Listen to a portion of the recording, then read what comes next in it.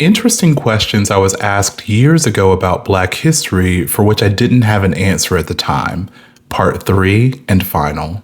10 years ago, I was in a group conversation in which one of the women was African. She said, "My parents are from Nigeria, but I was born here and grew up here, so I'm more African American." Me and the other girl in the conversation looked like, well, but she said if someone from Italy immigrated here and had children who grew up here, those children would be Italian American. Why would it be any different for someone whose parents are from Africa?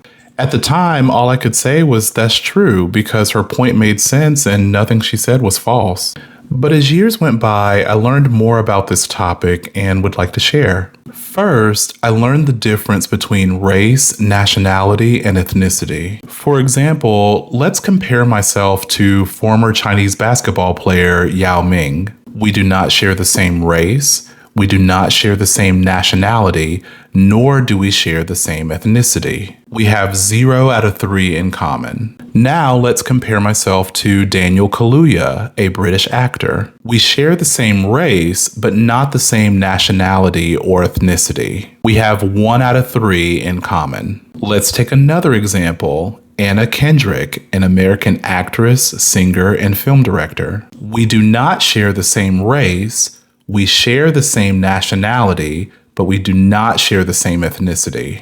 We also have 1 out of 3 in common. Now let's take, for example, a Black person from Kenya who immigrates to the US and becomes naturalized. Now we share the same race and nationality because that individual is now American. We have 2 out of 3 in common. The only difference is ethnicity. We do not come from groups of people who share the same cultural heritage, history, or geographical origin. However, the term Black American technically makes us the same in that regard because it specifies race and nationality only. Second, not only is our U.S. population diversifying, our Black American population is also diversifying. Among countries with predominant or sizable Black populations, America is the only country where there are considerable populations of just about every Black regional group worldwide.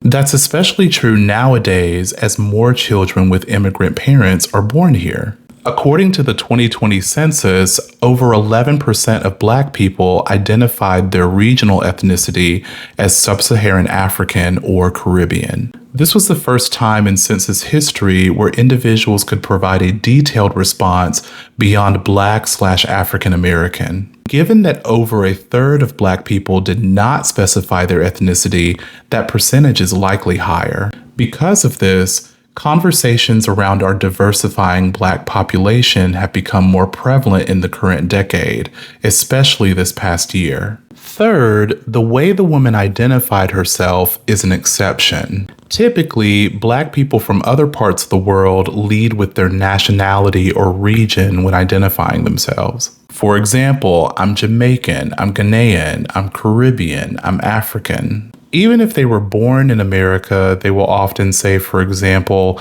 I'm Nigerian American, or I'm American, but my parents are from Nigeria. A distinction is made that someone like myself cannot claim. It's not divisive, it's factual. Although we're all Black, we're not all the same in that regard, and that's okay. Fourth, conflict can arise when Black people who trace their lineage to ethnic groups outside of America lead and speak on behalf of Black people who trace their lineage to America. For example, Byron Donalds, a GOP congressman of Jamaican and Panamanian descent, alleged in 2024 that Black families were better off during the Jim Crow era.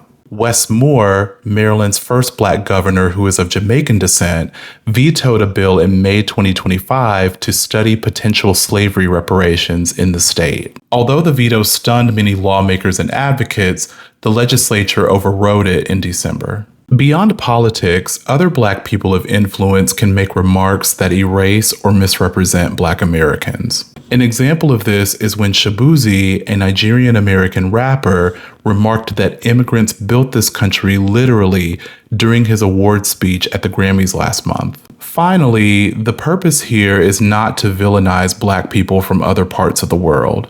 We all share histories of colonialism and oppression. However, the examples previously mentioned, along with others, explain why the topic of delineation is becoming more mainstream, and Black people with American lineage are gravitating towards the term Foundational Black American, or FBA.